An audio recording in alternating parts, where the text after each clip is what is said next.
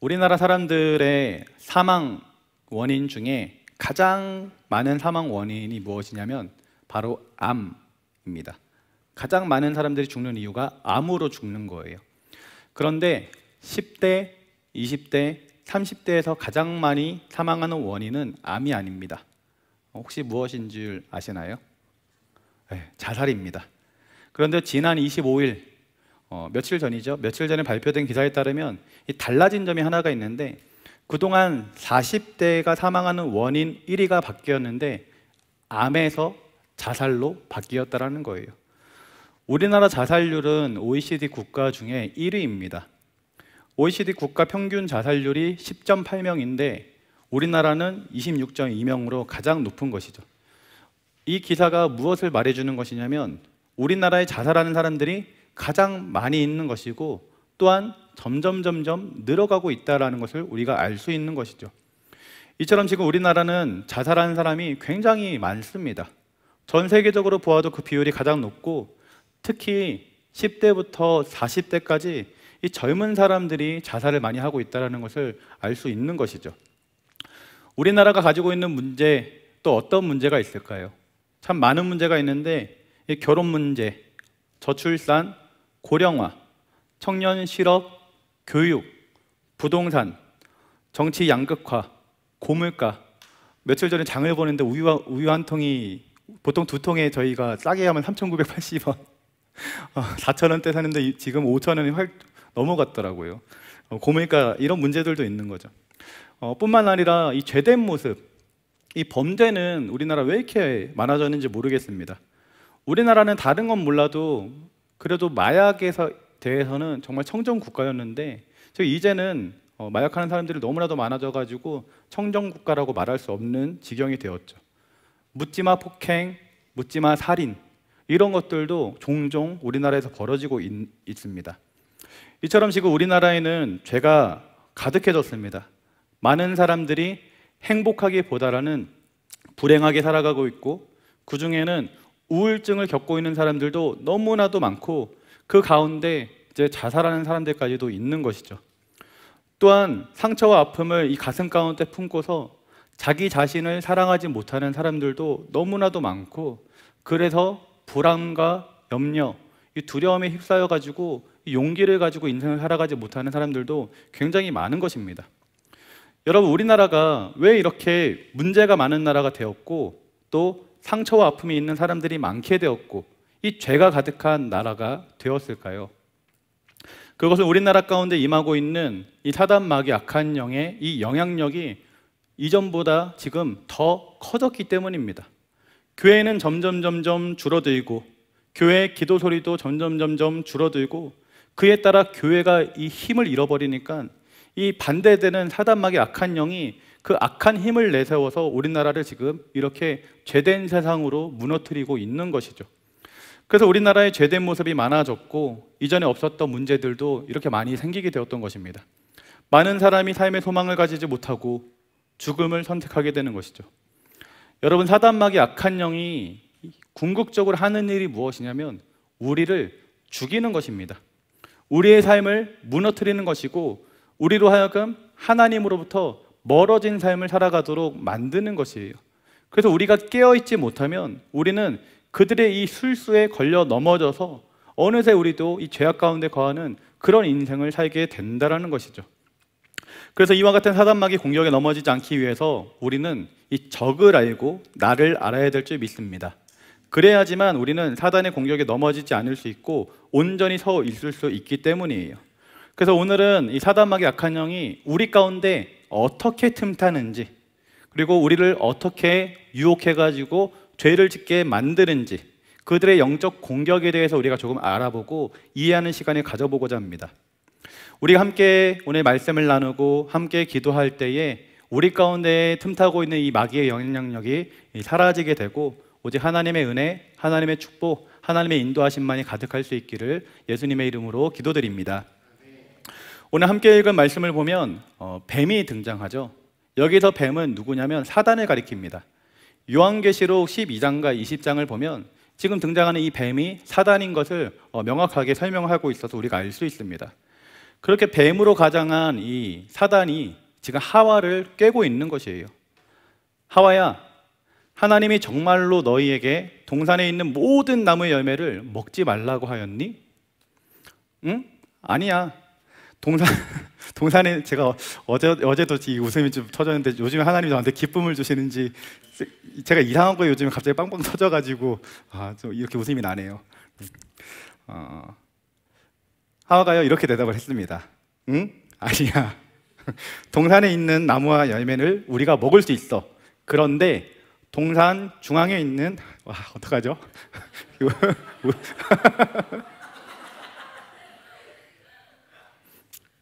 죄송합니다. 하나님이 왜 이렇게 웃음을 주시는지 잠깐만 조금 고르고 갈게요.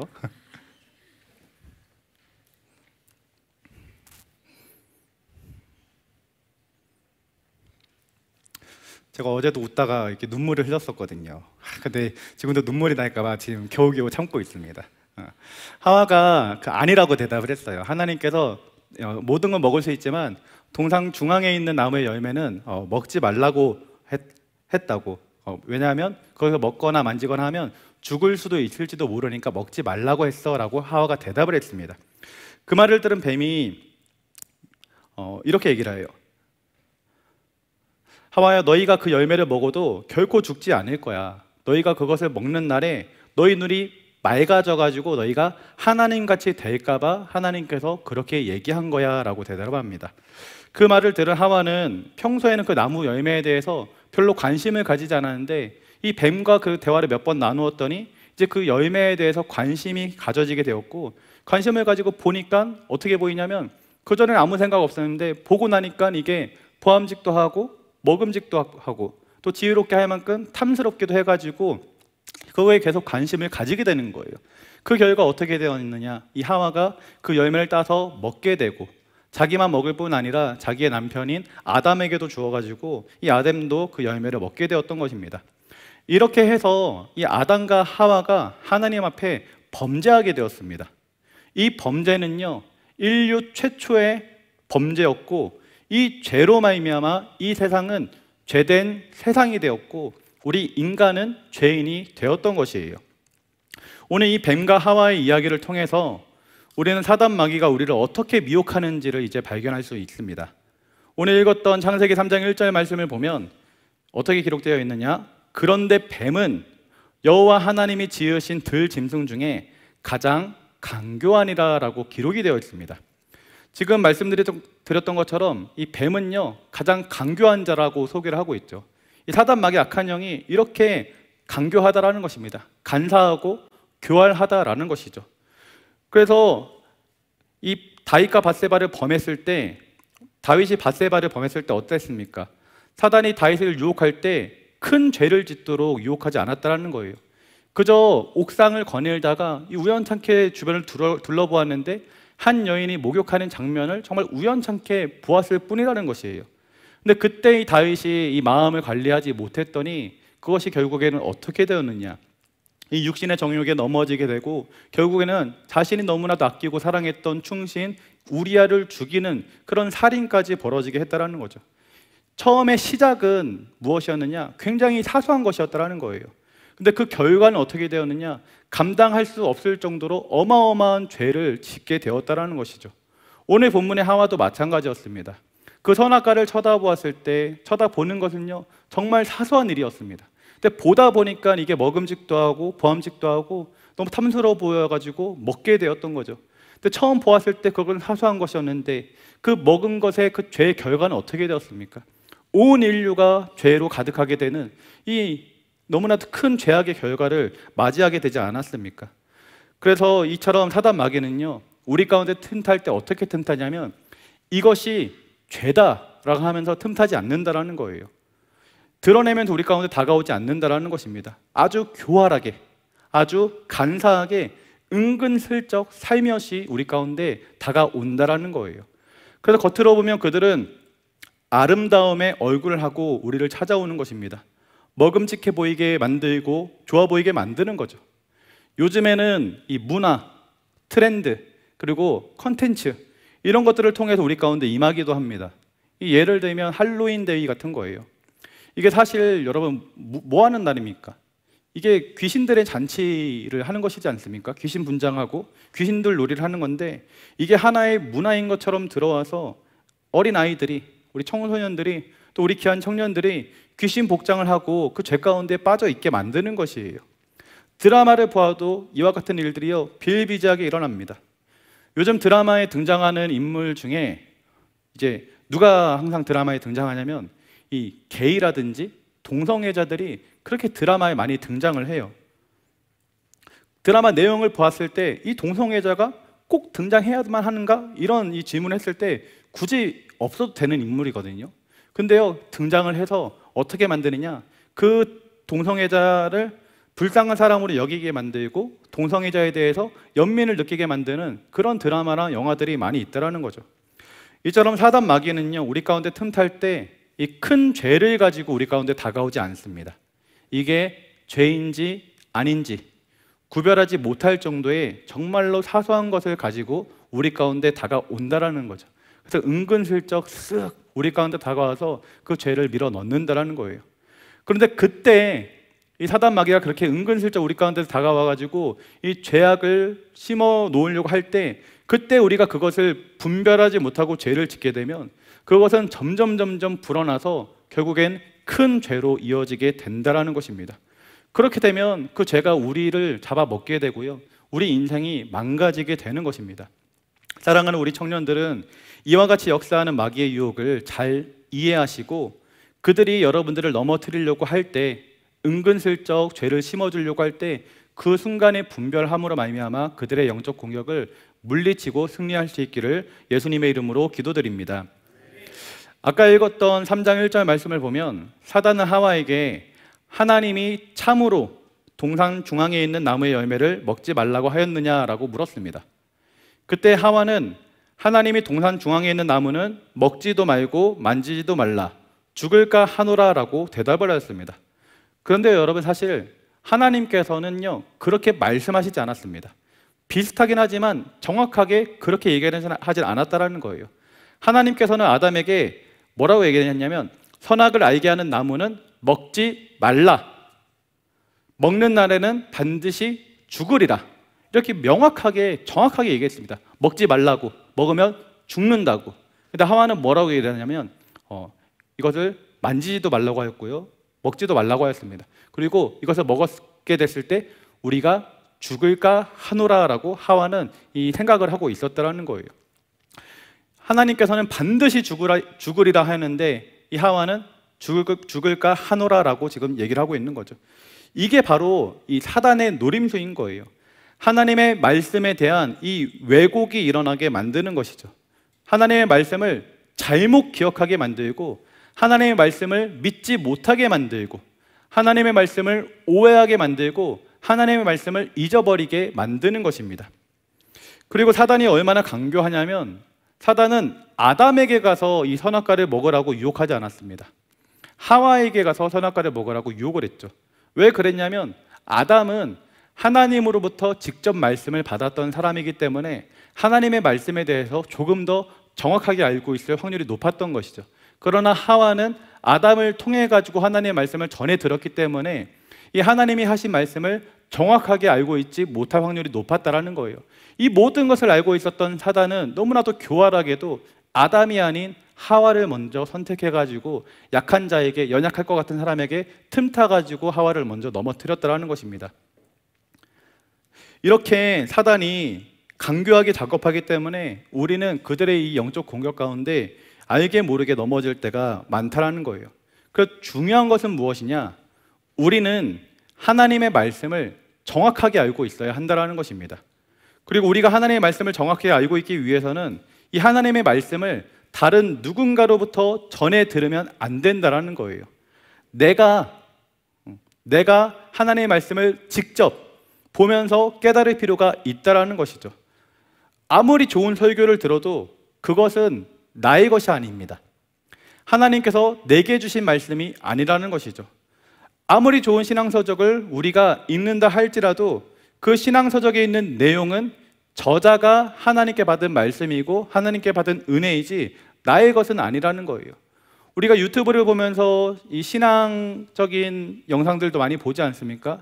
이런 쇼츠들도 보고 그것을 통해서 많이 도전받고 또 은혜도 받고 깨달음도 얻고 하는데 그게 사실 내게 아니라는 거예요. 그 순간에는 감동이 있고 은혜가 있곤 하지만 결국에는 곧 잊어버리게 된다는 것이죠. 그래서 내가 직접 성경 말씀을 읽으면서 하나님으로부터 말씀을 받아야 되고 깨달음을 얻어야 될 줄 믿습니다. 우리가 그렇게 할 때 그 말씀의 능력이 우리 안에 살아있게 되고 우리는 믿음이 더욱더 성숙해진 사람이 될 수 있는 것이죠. 따라서 우리 사랑하는 청년들과 우리 모든 성도님들은 개인적으로 하나님께 말씀을 받으시기 바랍니다. 그리고 개인적으로 하나님께 말씀 받기 위해서 여러분들 스스로 직접 성경책을 펴시고 성경 말씀을 읽으시기 바랍니다. 성경 말씀을 읽으면서 깨달음을 얻으시고 하나님 앞에 깊이 있게 기도하면서 기도 가운데 부어주시는 하나님의 그 은혜, 하나님의 음성을 들으시고 그 음성과 하나님의 뜻에 순종하면서 살아가시기 바랍니다. 여러분들이 그렇게 살아갈 때 여러분들 하나님의 살아계심을 느끼게 되고 또 하나님을 체험하게 되고 또 하나님이 원하시는 것이 무엇인지를 깨닫게 될 때 사단 마귀 악한 영들이 여러분들을 아무리 넘어뜨리라 공격한다 할지라도 여러분들은 넘어지지 않을 수 있고 승리할 수 있게 되는 것입니다. 이와 같은 은혜가 가득할 수 있기를 예수님의 이름으로 기도드립니다. 지금까지 이 사단 마귀 악한 영이 어떻게 우리를 유혹하는지를 조금 살펴보았습니다. 마귀는 이 아름다움의 얼굴을 하고 은근슬쩍 우리 가운데 다가와서 조용히 죄를 쑥 들이민다라는 거예요. 그리고 하나님의 말씀을 왜곡시키거나 하나님의 말씀을 기억나지 못하게 하여서 우리로 하여금 이것을 해도 괜찮다라고 방심하게 만든다라는 것이죠. 이렇게 마귀가 다가온다라는 것입니다. 그럼 마귀는 어떤 부분에서 우리 가운데 틈탈까요? 마귀는 우리의 모든 부분에 있어서 우리 가운데 틈타고 모든 부분에 있어서 우리를 유혹하려고 합니다. 그래서 이 유혹의 종류를 좀 나눠보면 세 가지로 나눌 수 있는데 첫 번째는 육체적인 유혹이에요. 육체적인 유혹은 인간의 기본적인 욕구를 자극해가지고 이 죄로 이끄는 그런 유혹입니다. 오늘 본문에서 사단은 하와로 하여금 선악과를 이제 쳐다보게 함으로 말미암아 이 먹음직도 하고 보암직게 하면서 결국 먹게 만들었던 것이죠. 다윗이 밧세바를 범할 때에도 다가왔던 유혹은 무엇이냐? 바로 성적인 유혹이었다라는 거예요. 마귀가 성적으로 다윗을 유혹해서 다윗을 타락시켰던 것이죠. 마귀는 예수님에게도 그렇게 유혹하였습니다. 예수님께서 40일을 금식하고 굶주려서 지쳐 쓰러져 있을 때 이 돌덩이를 가지고 떡덩이가 되게 하라면서 그래서 음식을 먹으라면서 그렇게 유혹하였던 것이죠. 여러분, 이처럼 사단 마귀 악한 영은요 우리 가운데 이 육체적인 유혹을 통해서 넘어뜨리려고 합니다.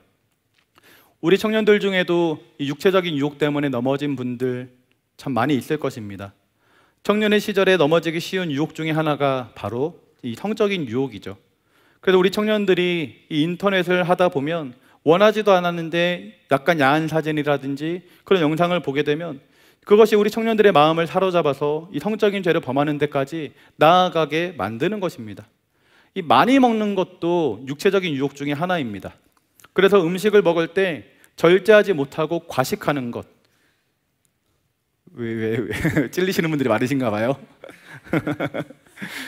그래서 우리의 몸을 망가뜨리는 것도 이 육체적인 유혹 중에 하나라고 볼 수 있는 거예요. 또 뭐가 있을까요? 이 게으름과 이 나태함, 이것도 육체적인 유혹이죠. 마귀가 우리로 하여금 계속해서 잠자게 만들고 계속해서 그냥 누워가지고 인스타나 유튜브 보면서 하루 종일 뒹굴거리게 만드는 것, 이것 또한 유혹이라는 거예요. 이처럼 마귀는 육체적인 유혹을 통해서 우리를 넘어뜨리려고 하는 것입니다. 두 번째는 정신적인 유혹입니다. 정신적인 유혹은 우리 인간의 마음, 우리 생각, 우리 감정 등을 자극해가지고 죄를 짓게 만드는 것이에요. 그래서 마귀는 우리가 인간관계를 가질 때 이 사람과의 관계 가운데서 상처를 받게 만듭니다. 어떤 사람이 뱉은 그 한마디 말, 정말 사실 별 말도 아닌데 그 한마디 말 때문에 상처를 받게 만들고 우리의 기분을 나쁘게 만들며 우리를 우울하게 만드는 것이죠. 예전에 제가 청년 시절 때 소그룹 리더를 했을 때 이 어느 날 한 자매가 교회를 안 나오기 시작하는 거예요. 그래서 왜 안 나오는지 걱정이 돼가지고 찾아가지고 신방을 하면서 대화를 나누는데 이제 같은 기숙사에 사는 누구 때문에 나오기가 싫다라는 거예요. 그 같은 기숙사에 사는 자매가 교회 와서 예배를 드릴 때면 이 손을 들고 찬양을 하고 기도를 하면 그렇게 눈물을 흘리면서 기도를 하는데, 막상 기숙사에 왔을 때에는 세상 사람들과 별반 다를 바 없는 모습으로 그렇게 교회의 모습과는 정반대의 모습으로 살아가는 것을 보면서 이 시험 들어가지고 교회에 나오기 싫다라는 거죠. 교회에 와서 그 모습을 보면 너무 견디기가 힘들다라는 거예요. 그래서 교회 나오기 힘들다라고 얘기했던 그런 기억이 있습니다. 이처럼 마귀는요, 우리로 하여금 마음 관리하지 못하게 만들며 하나님과 멀어지게 만드는 것입니다. 낙심하게 만들고 좌절하게 만들고 두려움에 빠져있게 만드는 것이죠. 그래서 하나님의 일을 하지 못하게 만들고 기쁨이 넘치는 삶을 살지 못하게 만들며 우리의 인생을 두려움과 걱정과 근심 가운데 우울하게 만드는 것입니다. 그리고 이런 정신적인 무너짐이 심해지면 어떻게 되느냐, 이 서론에 얘기했던 것처럼 삶의 기쁨과 소망을 다 잃어버리고 결국에는 자살을 선택하는 사람들까지 나오게 된다는 것이에요. 세 번째 유혹은 영적인 유혹입니다. 영적인 유혹은 이 하나님 중심이 아닌 자기 중심, 이 우상 중심으로 살아가게 만드는 것이에요. 우리는 하나님의 자녀로서 하나님 중심적인 삶을 살아가야 될 줄 믿습니다. 그런데 마귀는요, 우리 가운데 틈타서 하나님보다 다른 것을 더 사랑하게 만드는 거예요. 그래서 돈을 더 사랑하고 추구하게 만들고, 남자친구, 여자친구를 더 사랑하게 만들고, 또 게임을 사랑하게 만들고, 또 나 자신을 가장 사랑하게 만드는 것입니다. 마귀가 예수님을 시험할 때에도 이 마지막 시험은 내게 절하면 이 천하만국을 다 너에게 주겠다라는 것이었습니다. 하나님을 따르지 말고 나를 따르면 내가 이 모든 것을 주겠다라고 이 마귀가 유혹하였던 것이죠. 그래서 정리하면 육체적인 유혹은 몸의 욕구를 통해서 우리를 흔드는 것이고, 정신적인 유혹은 우리의 마음과 생각을 흔드는 것이며, 이 영적인 유혹은 하나님과의 관계를 끊어놓으려고 한다는 것이죠. 사랑하는 우리 청년들은 사단 마귀가 이처럼 강교하게 이 다방면으로 우리를 노리고 있다는 사실을 기억하시고 마귀의 유혹에 넘어지지 마시고 늘 깨어있을 수 있기를 소망합니다. 그럼 여러분, 우리는 어떻게 하면 이 마귀가 주는 이 유혹들이 정말로 이 다방면으로 다양한 방법으로 다양한 곳을 향해 가지고 이렇게 침투하고 있는데 어떻게 하면 우리는 걸려 넘어지지 않을 수 있을까요? 조금 전에 살펴보았던 육체적 유혹, 정신적 유혹, 이 영적 유혹을요, 우리 예수님도 다 당하셨습니다. 그런데 우리 예수님은요, 그 유혹에 넘어지지 않고 그 유혹을 다 이겨내셨어요. 우리 예수님은 사단 마귀의 강교한 유혹을 어떻게 다 이겼을까요? 사단이 돌로 떡이 되라고 얘기했을 때 주님은 신명기 8장 3절 말씀, 사람이 떡으로만 사는 것이 아니요 여호와의 입에서 나오는 말씀으로 사는 것이다 라고 말씀하시면서 말씀으로 그 마귀의 유혹을 물리치셨습니다. 너가 뛰어내리면 하나님이 천사를 보내서 너를 받들어 줄 것이라는 그 유혹에 주님은 또 기록되었을 때 주 너의 하나님을 시험하지 말라라고 말씀하시면서 또한 말씀으로 그 마귀의 유혹을 물리치셨습니다. 마지막 세 번째 유혹도 주님은 말씀을 통해서 그 마귀의 유혹을 물리치셨던 거예요. 이처럼 우리에게 다가오는 유혹을 이길 수 있는 힘이 어디에서 나오느냐? 바로 하나님의 말씀에서 나온다는 것을 우리가 알 수 있는 것이죠. 유혹의 순간에, 그 순간에 하나님의 말씀이 딱 떠오르면, 그 하나님의 말씀이 기억나면 우리는 우리의 마음을 지킬 수 있게 되고 죄를 짓지 않을 수 있는 것입니다. 제가 군대에 있을 때 어떤 고참이 이제 저를 별로 안 좋아했거든요. 그래서 저를 엄청 갈구고 저를 괴롭히고 어떤 날에는 한 번도 때리는 적도 있었습니다. 그때 제가 20살이었거든요. 저도 굉장히 그 혈기가 왕성한 그런 때이지 않습니까? 20살이면. 그래서 너무 열받는 거예요. 화가 나고 열받고, 그래서 속으로 어떻게 생각했냐면, 한번 뒤집어 엎어버릴까? 그냥 같이 때리고 영창이나 다녀올까? 아니 TV를 집어 던져가지고 한번 화를 내볼까? 온갖 생각을 막 다 하는 거예요. 잠자려고 누우면 화가 치밀어 올라가지고 어떻게 내가 분노를 표현할지를 막 머릿속으로 상상하면서 잠드는 거죠. 그런데 어느 날 하나님께서 이 말씀이 떠오르게 해주시더라고요. 분을 쉽게 내는 자는 다툼을 일으켜도 노하기를 더디하는 자는 시비를 그치게 하느니라. 어리석은 자는 자기의 노를 다 드러내어도 지혜로운 자는 그것을 억제하느니라. 이 잠언에 보면 이런 분노를 드러내지 말라는 말씀들이 굉장히 많이 있거든요. 근데 그 잠언 말씀들이 떠오르게 하시는 거예요. 그랬더니 그 말씀이 딱 떠오르니까 제가 하나님 앞에서 기도할 수 있게 되었고, 저에게 있는 분노를 가라앉힐 수 있었고요. 더 나아가서 그 고참을 위해 가지고 기도할 수 있는 그런 사람이 될 수 있었습니다. 예전에 설교할 때 제가 이 공황장애 걸렸던 그 목사님에 대해서 잠깐 예화를 들었던 적이 있는데 기억나십니까? 그 목사님은 이 부목사님 시절 때 굉장히 사랑받고 칭찬받는 목사님이셨던 거예요. 모든 사람들이 좋아할 만한 그런 목사님이었던 거죠.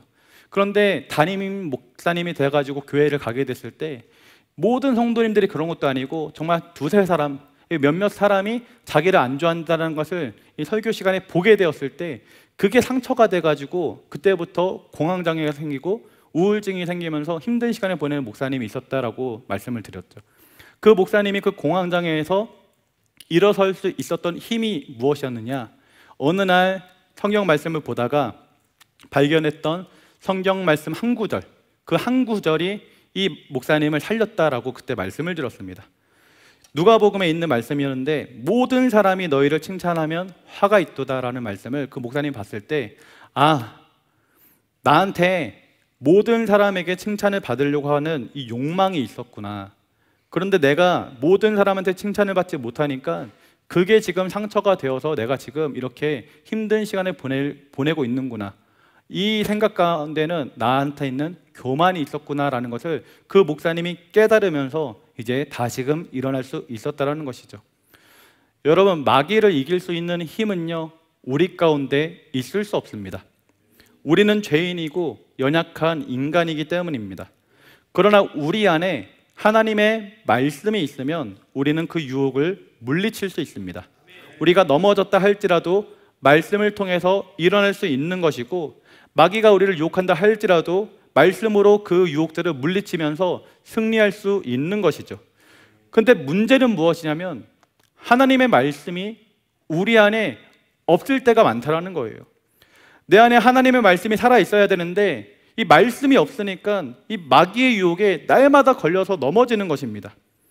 그래서 우리의 삶이 괴롭고 앞이 막혀 있는 것 같고 두려울 때가 참 많은 것이죠. 그래서 서두에 말씀드렸던 것처럼 우리는 말씀을 직접 읽어야 합니다. 제가 하는 설교를 여러분들이 아무리 많이 들어도요, 소용이 없습니다. 설교를 들었을 때 오는 깨달음은 길어야지 하루, 이틀, 일주일이에요. 그러나 여러분들이 직접 성경 말씀을 펴서 여러분들이 말씀을 읽고 그 가운데 여러분들이 깨달음을 얻게 되면 그 깨달음은 완전히 다른 이야기가 되는 것입니다. 여러분의 지친 영혼에 새 힘을 불어넣어주는 말씀이 되고, 지쳐 쓰러져 있는 여러분들을 일으켜주는 생명의 말씀이 되며, 마귀가 어떤 부분으로 여러분들을 유혹한다 할지라도 그 유혹에 쓰러지지 아니하도록 붙들어주는 귀한 말씀이 되는 것입니다. 따라서 사랑하는 우리 청년들과 성도님들은 개인적으로 반드시 말씀을 읽으시기 바랍니다. 그리고 말씀을 통해 하나님께서 주시고자 하시는 말씀의 그 메시지를 깨닫고 찾으시기 바랍니다. 그렇게 여러분이 성경 말씀을 통해서 하나님의 뜻을 깨닫게 될 때 그 말씀의 능력이 여러분들을 회복시키고 여러분의 인생을 좋은 길로 인도하며 승리의 삶으로 여러분들을 이끌어갈 줄 믿습니다. 그 은혜와 축복, 그 말씀의 능력이 가득할 수 있기를 예수님의 이름으로 기도드립니다. 우리는 또 어떻게 하면 이 사단의 유혹이 왔을 때 걸려 넘어지지 아니하고 승리할 수 있을까요? 창세기 39장 말씀을 보면 요셉이 등장을 하는데요. 그리고 보디발 장군의 아내가 등장을 합니다. 이 이야기에 보면 요셉의 용모가 이제 뛰어나다라고 표현이 되어 있어요. 그래서 이제 이 보디발 장군의 아내가 이 요셉을 유혹합니다. 요셉에게 이렇게 눈짓을 하더니 요셉에게 동침을 하자라고 요구를 했던 거예요. 근데 그때 요셉이 뭐라고 얘기를 하냐면, 내가 어떻게 하나님 앞에 범죄하리요라고 말하면서 그 아내의 유혹을 뿌리치게 됩니다. 그런데 그 뒤로도 이 아내는 계속해서 요셉에게 동침하자고 요구를 하죠. 그랬더니 요셉이 어떤 행동을 했는지 아십니까? 그 아내를 만나지 않으려고 도망을 다니는, 피해 다니는, 같은 곳에 있지 않으려고 노력하는 모습을 보이는 거예요. 요셉이 이처럼 아내의 유혹에 넘어지지 아니한 이유는 요셉은 하나님이 함께하는 사람이었기 때문입니다. 그래서 창세기 39장 2절과 3절 말씀을 보면 하나님께서 요셉과 함께 하시느니라 라는 말씀이 있고요. 보디발 장군이 요셉을 통해서 두 가지를 본 게 있다라 나오는데, 하나가 내가 보니까 요셉은 하나님과 함께하는 자였다라는 것이었고, 두 번째는 요셉에게 하나님이 함께하니까 요셉은 형통한 자가 되었다라는 것을 이 보디발 장군이 본인이 보았다라고 고백하는 구절이 있습니다. 우리는 요셉에게서 이 두 가지 점을 배울 필요가 있는데요. 첫 번째는 하나님 앞에서의 신앙, 바로 코람데오의 신앙을 배워야 될 줄 믿습니다. 코람데오라는 단어의 뜻이 바로 하나님 앞에서입니다.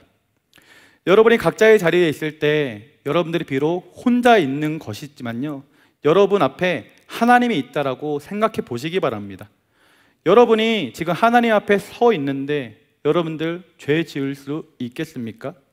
하나님이 지금 나를 지켜보고 있다라고 생각하면서 여러분 죄 지을 수 있겠습니까? 그럴 수 없다라는 거예요. 그래서 여러분의 삶 가운데 이 코람데오의 신앙을 여러분들이 소유하시기 바랍니다. 하나님이 항상 나와 함께하고 있음을, 내가 하나님 앞에 서 있음을, 하나님께서 나의 모든 생각과 나의 모든 행동을 다 지켜보고 있음을 여러분들 기억하시기 바랍니다. 요셉이 내가 어찌 하나님 앞에 범죄하리요 라고 말했던 것처럼, 죄의 유혹이 다가올 때 내가 어찌 하나님 앞에 범죄하리요 라고 고백하면서 그 죄의 유혹을 여러분들 물리치시기 바랍니다. 요셉을 통해서 배울 수 있는 이 두 번째는, 요셉은 유혹의 자리를 어떻게 했죠? 피했습니다. 여러분 대학 생활하고 직장 생활을 하다 보면 이 술자리에 유혹이 있지 않습니까? 그래서 때때로 술 마시러 가는 자리에 참석할 때가 있죠. 그때 어떻습니까? 여러분들 크리스천들이기 때문에 술을 안 마신다라고는 하지만, 그래서 보통 때는 술을 안 마시고 물을 마시거나 음료를 마시기도 하지만, 때로는 어떤 선배가, 때로는 어떤 상사가 이 강권적으로 술을 마시는 것을 권면할 때가 있지 않습니까? 아니면 친구들이 한 잔만 하라고 말할 때가 있지 않습니까? 하나님은 다 이해해 줄 거라면서, 하나님 좋으신 분 아니냐면서 한 잔만 하라고, 괜찮다고 이렇게 유혹하지 않습니까? 그래서 딱 한 잔 하게 되면 어떻게 됩니까? 한 잔이 두 잔 되고, 두 잔이 세 잔이 되어서 술에 취하게 되는 그런 일들이 벌어지는 것이죠. 이와 같은 상황 어떻게 끊을 수 있을까요? 그 자리에 있으면서는 절대로 끊을 수 없다라는 거예요. 그 자리를 우리가 피해야 하는 것입니다. 이 죄의 자리를 벗어나야 하는 것이죠. 그래서 나를 술 취하게 하는 자리를 피하고, 나로 하여금 성적인 죄를 짓게 만드는 자리를 피해야 하는 것입니다. 남자친구가 여자친구와 함께 데이트를 할 때 너무 늦은 밤까지 같이 있는 것, 어두운 곳에 단 둘이 있는 것, 그리고 여행 가는 것, 이런 일들이 사실 우리로 하여금 죄를 짓게 만드는 환경이 된다는 것이죠. 우리는 우리의 의지로 죄의 유혹을 이길 수 없습니다. 그렇기 때문에 우리는 이 죄의 유혹을 피해야 할 줄 믿습니다. 그 죄된 자리를 벗어나야 하는 것이죠. 그리고 어디를 향해야 되느냐? 하나님께로 향해야 하는 것입니다. 우리가 하나님께로 나아가면 나아갈수록 이 죄는 우리로부터 멀어지게 될 것이에요. 근데 우리가 하나님으로부터 멀어지면 멀어질수록 어디에 가까워지느냐? 이 죄 가운데 가까워진다는 것을 여러분들 기억하시기 바랍니다. 우리 사랑하는 청년들이, 우리 귀한 성도님들이 이 사실을 기억하여서 죄의 자리로부터는 멀어진 삶을 살아가시고 하나님께 가까운 삶을 살아가시기 바랍니다. 그럴 때 여러분들이 이 죄의 유혹을 뿌리칠 수 있고 하나님 앞에 부끄러움이 없는 모습으로 살아가게 될 줄 믿습니다. 그 죄의 유혹을 이길 수 있는 이 말씀의 능력과 이 지혜가 여러분들의 삶 가운데 가득할 수 있기를 예수님의 이름으로 축원합니다. 사랑하는 청년 여러분, 우리는 지금 영적 전쟁 가운데 살아가고 있습니다. 사단은 절대로 우리에게 이것이 마약이다, 이것이 살인이다 라고 대놓고 말하지 않습니다. 가장 먹음직하고 보암직한 모습, 가장 그럴듯한 모습으로 우리 가운데 접근해 오는 것이죠. 이 공격은 지금 여러분의 삶 가운데도 여전히 항상 존재하는 공격입니다. 그래서 여러분들로 하여금 죄짓게 만들고, 때로는 무기력하게 만들고, 영적으로 지쳐 쓰러져 있게 만드는 것이죠. 여러분, 마귀의 목적은 단 한 가지인데요, 우리를 죽이는 것입니다.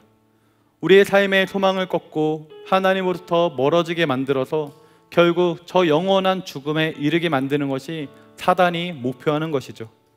그런데 이 세상이 이렇게 악한 세상이 되었고, 마귀가 그러한 목적을 가지고 우리를 아무리 넘어뜨리려 한다 할지라도 더 중요한 것이 있는데 그것이 무엇이냐? 우리 주님이 우리에게 이것을 이길 수 있는 힘을 주셨다라는 것입니다. 우리가 가지고 있는 죄의 문제를 주님께서 다 짊어지시고 십자가에 못 박혀 죽으심으로 그 죄의 문제를 청산해 주셨다라는 거예요. 그리고 주님은 우리에게 동일한 권세를 주셨습니다. 죄 용서를 해주셨고 부활하셨던 그 부활의 능력을 우리에게 주셨던 것이죠. 그리고 우리는 주님을 믿는 믿음으로 이제 그들을 물리칠 수 있고, 우리에게는 이 성령의 검, 하나님의 말씀이 있기 때문에 그들을 대적하여서 이제 승리할 수 있는 존재가 되었고, 그 방법이 우리 가운데 있다라는 것입니다. 여러분, 이제 우리가 결단해야 될 줄 믿습니다. 여러분의 삶에서 이제 스마트폰을 내려놓고 그 손으로 성경책을 펼치시기 바랍니다. 내가 직접 말씀을 읽고 깨달아서 넘어진 자리에서 일어나는 청년들 되시기 바랍니다. 또한 죄를 이길 수 있다라고 생각하지 마시고 죄가 있는 자리를 피하시고 나를 넘어지게 하는 환경을 여러분들 담대히 끊어내시기 바랍니다. 나를 유혹하는 술자리, 나를 죄짓게 하는 만남, 나를 우울하게 하는 관계를 가장 용감하게 피하는 우리 청년들 될 수 있기를 소망합니다. 또한 여러분은 여러분의 모든 생각과 행동이 하나님 앞에 지금 놓여 있음을 늘 기억하시기 바랍니다. 내가 어찌 하나님 앞에 이 큰 죄악을 범하리요 라고 말했던 이 요셉처럼 이 코람데오의 신앙을 가지고, 하나님 앞에서의 신앙을 가지고 하루하루 살아가시기 바랍니다. 여러분, 우리가 말씀과 기도로 깨어있을 때 마귀는 우리 가운데 틈타지 못하게 되고 또 우리 안에서 힘을 발휘하지 못하게 될 줄 믿습니다. 그래서 우리를 짓누르고 있었던 불안과 우울은 사라지게 되고 하나님이 주시는 기쁨과 평강, 하나님의 능력만이 우리 삶 가운데 가득하게 될 줄 믿습니다. 사랑하는 우리 청년 여러분, 삶이 얼마나 힘듭니까? 우리의 힘으로 이 삶을 살아가려고 하면, 이 죄의 유혹을 뿌리치고 살아가려고 하면 얼마나 힘듭니까? 근데 우리의 힘으로 하려고 하면 그것을 이겨낼 수 없습니다. 그러나 우리가 하나님께 가까이 나아가기만 하면, 하나님께만 붙어 있으면 우리는 행복한 삶, 은혜의 삶을 살 수 있는 것입니다. 여러분의 힘으로 이것을 이겨내려고 하지 마시고 하나님께 가까이 가는 것이 정답이라는 것을 기억하여서 말씀을 가까이 하시고 기도하시고 하나님을 의지하며 살아가는 우리 청년들 될 수 있기를 예수님의 이름으로 기도드립니다. 우리 이 믿음 가지고 함께 또 결단의 마음으로 또 기도하길 원하시는 분들 다 같이 자리에 일어나서 함께 기도하길 원합니다. 우리 먼저 오늘 이 죄의 문제를 또 나누면서 회개하길 원합니다. 사랑의 하나님 아버지, 먼저 우리의 죄를 주님 앞에 고백합니다. 이 마귀의 공격 앞에 알게 모르게 넘어졌던 우리의 모습을 용서하여 주시옵소서. 육체의 정욕에 넘어졌고 마음의 상처와 우울에 빠져 하나님을 신뢰하지 못했던 우리의 죄를 용서하여 주시옵소서. 하나님보다 돈과 세상을 더 사랑했었던 우리의 연약한 모습을 용서하여 주시옵소서. 우리 이 시간 먼저 우리가 가진 죄를 주님 앞에 회개하며 기도하는 시간 가지길 소원합니다. 주님 이름 한번 부르고 함께 기도하겠습니다. 주여!